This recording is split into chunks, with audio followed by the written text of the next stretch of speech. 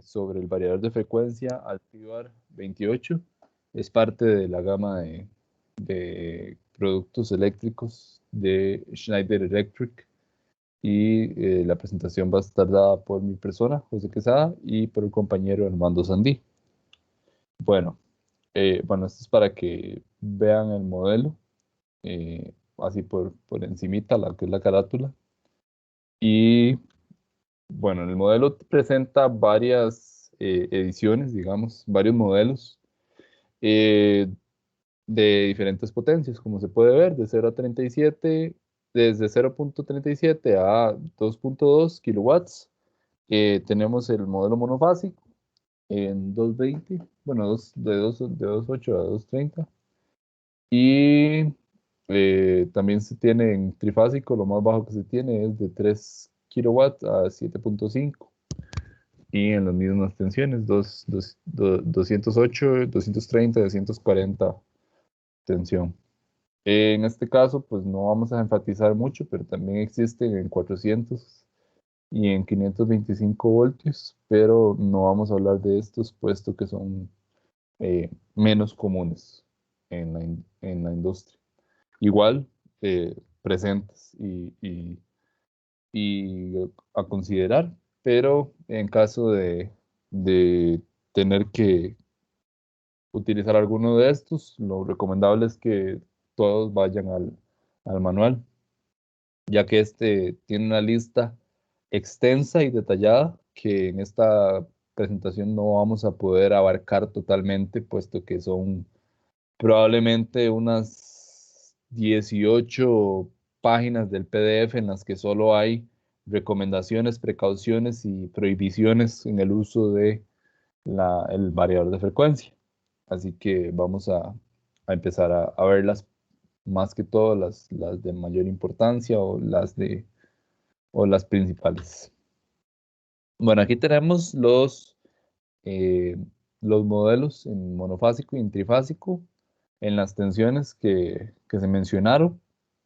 Se puede ver las corrientes nominales de las líneas de entrada, las potencias que se deben dar en el motor, las corrientes nominales, las salidas, las corrientes de salida transitorias, toda la potencia disipada y la corriente nominal en cortocircuito, esto para la prueba de cortocircuito. Acá se puede ver cómo es que funciona, cómo es que los datos que se tienen, cómo es que los presenta el manual. Ahí se puede ver para las distintas aplicaciones, así como aquí está la tabla 1 y 2, para los otros modelos hay una tabla 3 y 4.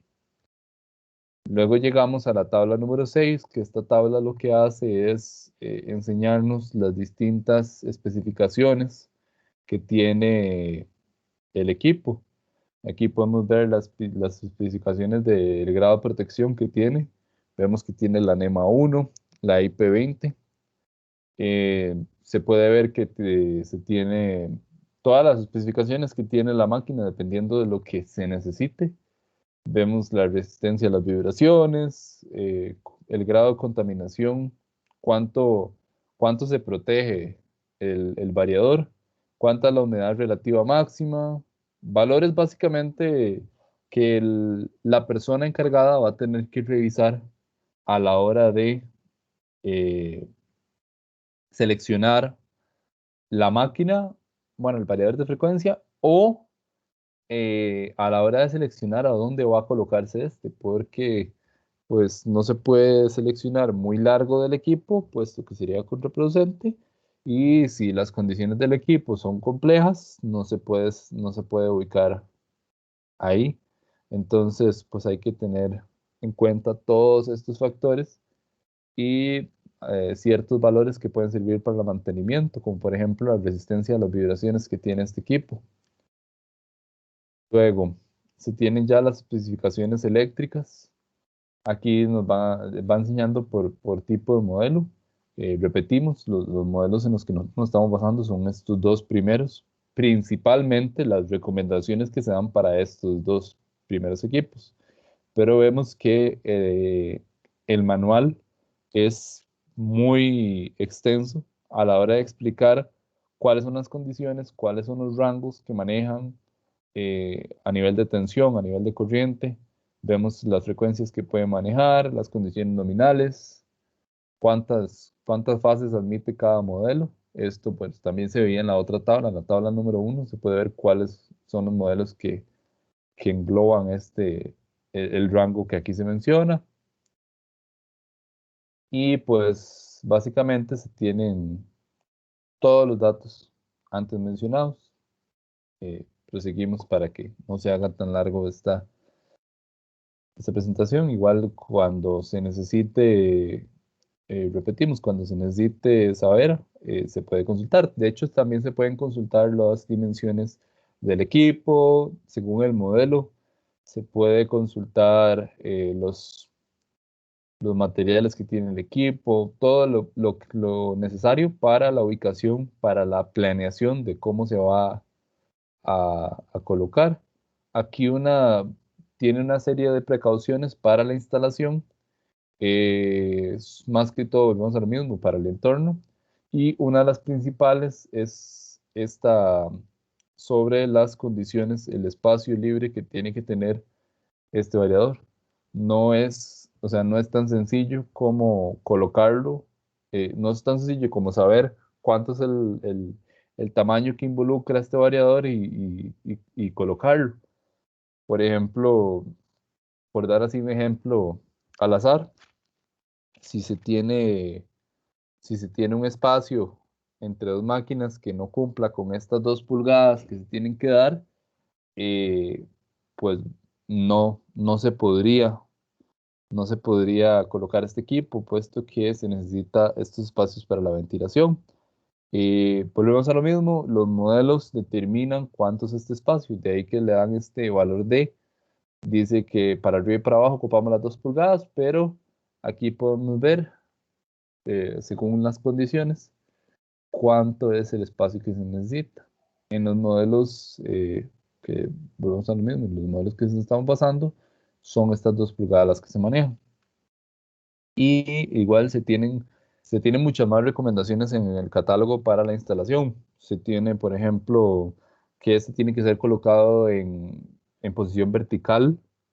Se tiene que la superficie a la que este se adhiere tiene que ser plana, que es necesario colocar una protección para sobrecorrientes, y entonces se tiene toda una designación de los fusibles que se pueden conectar. A la hora de la instalación hay mucha información de cuáles son las condiciones que se pueden dar.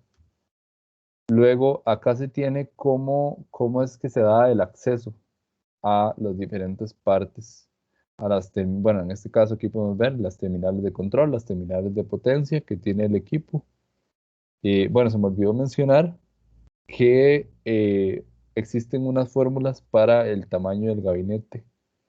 Estas también vienen demostradas en la instalación para cuando se necesita estas. Se hace en base a la potencia que tenga el motor y la temperatura que se maneje. Y si se desea, se puede utilizar una constante K y con la resistencia térmica que tenga el equipo. Pero bueno, la resistencia térmica que tenga el gabinete, perdón. Vemos acá que se tiene la vista frontal y la vista inferior. Vemos cómo se da, vemos que aquí se tiene la ventilación, vemos que acá se da la apertura. Esto sería lo mismo, cómo se da el acceso a las diferentes partes, terminales de control, terminales de potencia, los tornillos de conexión a tierra. Y bueno, se continúa. Vemos que seguimos en las recomendaciones en la instalación. Se ponen como ejemplo esta, que es una recomendación que se da, no conectar, no hacer puentes entre tierras. Cada tierra tiene que ir directamente conectada. Esta es una recomendación que da el fabricante y eh, ahí pues ya el fabricante se asegura eh, de darle indicación, y en caso de pues algún error de este tipo, pues ellos ya se quitan de la responsabilidad. También, pues, el mismo manual recomienda que se utilice ciertos normados, por ejemplo, el EN 55011, la clase A, si no me equivoco, que pues básicamente es lo que ellos van a ir mencionando, donde se ve pues cómo se colocan los cables, qué tipo de cubrimiento se tiene que tener y cómo van a salir de esa compuerta que vimos, de esa compuerta que se vio aquí, por acá los cables salen por abajo, cómo se deben colocar, cuánto distanciamiento tienen que tener, qué tipo de sujeción deben tener, todo eso viene en esa norma, todo eso se especifica en el manual. eh, y básicamente eso sería. Aquí se tiene un diagrama de cómo es que funciona el variador de frecuencia. En este caso se tienen las distintas partes. Aquí se ve que, por ejemplo, se tiene los dispositivos de control. Aquí se tiene eh, los fusibles. Y pues básicamente sí, aquí las entradas L1 es las entradas lógicas programables. Se tienen las salidas analógicas, las entradas de motor, las salidas hacia el motor, las tierras. Y pues básicamente ese sería el diagrama. Aquí ya el compañero les especificará la parte de programación del equipo. Gracias, José. Bueno, a continuación vamos a ver lo que es la programación y la configuración del variador de frecuencia, en este caso el Altivar 28. Es importante recalcar que hay ciertos órdenes recomendados para el correcto funcionamiento del equipo. Por ejemplo, en este caso tenemos el orden recomendado que serían entradas y salidas, el DRC o accionamiento y el tercer ajuste que sería el set para los ajustes propiamente. Si gusta, pasamos la presentación. Ok, en el manual tenemos lo que son los ajustes de fábrica. Los ajustes de fábrica son importantes tenerlos en cuenta porque dependiendo del modelo vendrá seteado con ciertos parámetros. Estos parámetros es importante que cuando uno conecte por primera vez el variador los verifique y modifique aquellos, como por ejemplo la frecuencia de trabajo a la que vamos a trabajar. En el caso de nosotros en Costa Rica trabajamos a 60 hercios y el equipo viene a 50, entonces ese cuidado es de suma importancia para setear el equipo y tener un correcto funcionamiento. Siguiente. En esta diapositiva tenemos lo que son las terminales de programación y el ajuste, lo que sería el panel de control del variador. Aquí nos indica que tenemos señales LED para verificar que está energizado el sistema. Tenemos las flechas de control y movimiento dentro del panel. Tenemos el botón seleccionador de salida del menú del parámetro en el que estamos manejando en el momento y el botón Enter para el registro del dato. Esto del botón Enter es de suma importancia también a la hora de setear el variador de frecuencia, porque si uno coloca el valor la magnitud en el parámetro que uno está trabajando y se sale de ese menú sin darle al botón Enter, entonces no se va a guardar la magnitud. Aquí en este caso hay fe de ratas, coloqué el botón Escape cuando debería ser el botón Enter. Si no hay fallas en el variador, cuando nosotros lo conectamos al sistema, deberían aparecer unos códigos de iniciación como los que tenemos aquí, que serían el init, para la inicialización, aparecería el variador listo, este código de X para las referencias de frecuencia, el frenado por inyección de corriente directa, el rearranque automático en curso, comando de parada libre y el comando de parada rápida. Estos son comandos rápidos que van a aparecer cuando el variador de frecuencia no presenta una falla a la hora de conectarlo por primera vez. Siguiente.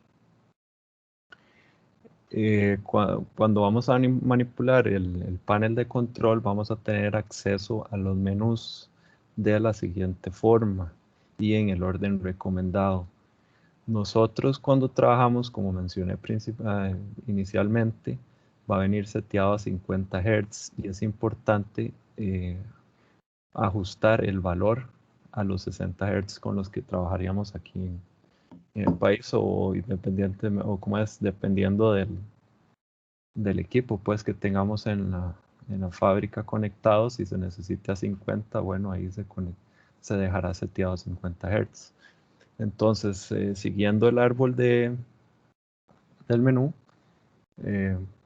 seteamos primeramente lo que son los valores de fábrica y luego procedemos a colocar los valores ya necesarios para trabajar en el equipo.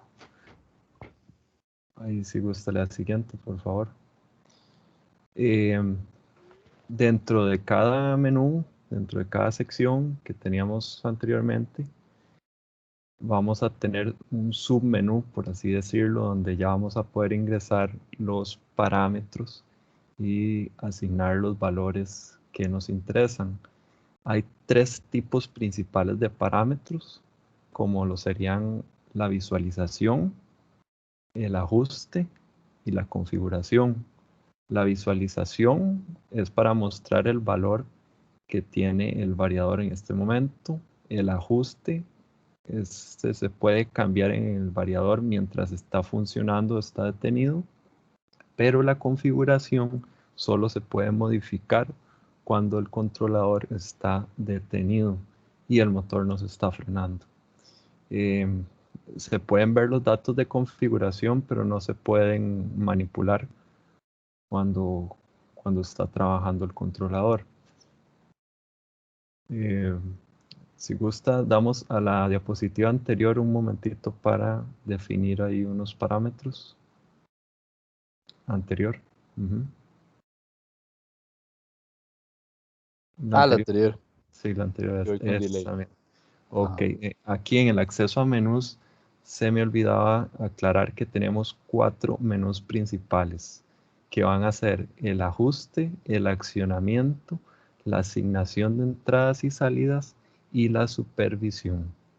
Ahora sí, continuamos 2 diapositivas adelante. Ok, ahora a lo que va a ser la programación del variador, nos interesa ingresar los valores de frecuencias la más alta y la más baja de trabajo e ingresar los valores de corriente nominal y voltaje nominal del motor, que vendrían a ser los datos de placa. Esto y más parámetros también de trabajo. Entonces, ¿cómo hacemos para setear el variador? Vamos a seguir una secuencia de códigos que se muestran aquí a continuación. Entonces, primero vamos a restablecer a los valores de fábrica, como mencioné al inicio de esta sección. Y luego vamos a ajustar la frecuencia a la base de trabajo, que en nuestro caso sería 60 Hz. Seguidamente vamos a darle al comando DRC. Seguimos esta secuencia en el orden del menú. Seteamos a los 60 Hz y guardamos el seteo dándole clic al botón Enter. Seguidamente le damos el Ready. De segundo vamos a setear lo que sería la frecuencia nominal de motor a la que va a trabajar el sistema, bueno, el motor, perdón. Y seguido de esto vamos a setear lo que vendría a ser la velocidad máxima de salida en el motor. Siguiente. Además, vamos a asignar otros parámetros de placa de variador, en el variador, perdón. En el menú de set vamos a tener lo que serían sección de aceleración, la desaceleración, corriente nominal, voltaje nominal, velocidad baja y velocidad alta del trabajo del motor. Estos datos se deben asignar de acorde, repito, a los datos de placa del motor con el que vamos a trabajar para evitar un mal funcionamiento o algún accidente. También tenemos el menú del supervisar para revisar lo que estaría haciendo el voltaje de línea, la corriente de línea del motor, la frecuencia de salida y la potencia de entrada del motor a la que se estaría trabajando. Esto sería lo que compete a la programación del motor y información general del Altivar 28. Muchas gracias.